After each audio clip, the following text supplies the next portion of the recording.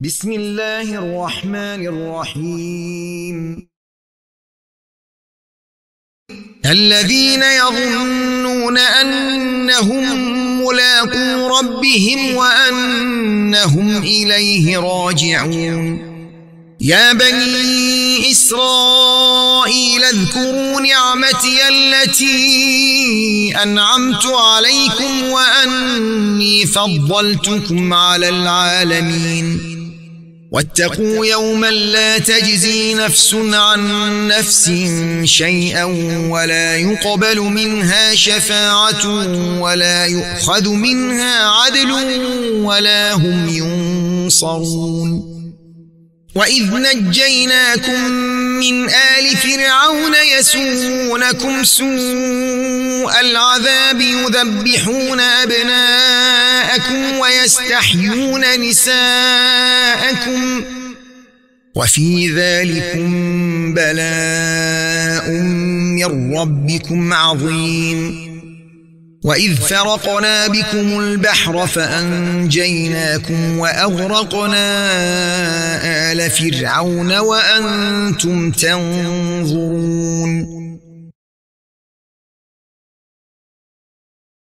शुरू अल्लाह के नाम से जो बड़ा मेहरबान निहायत रहम वाला है।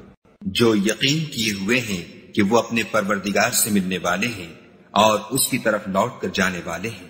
ऐ याकूब की औलाद, मेरे वो एहसान याद करो जो मैंने तुम पर किए थे और ये कि मैंने तुमको जहान के लोगों पर फजीलत बख्शी थी।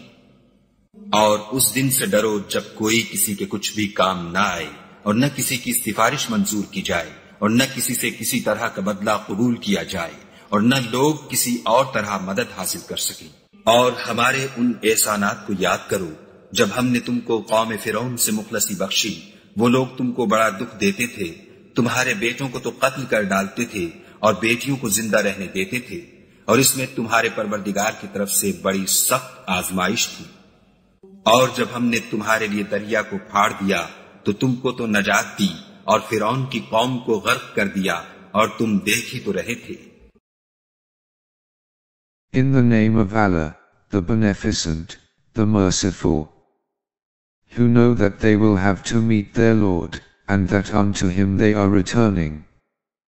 O children of Israel, remember my favor wherewith I favored you and how I preferred you to all creatures. And guard yourselves against a day when no soul will in aught avail another, nor will intercession be accepted from it, nor will compensation be received from it, nor will they be helped.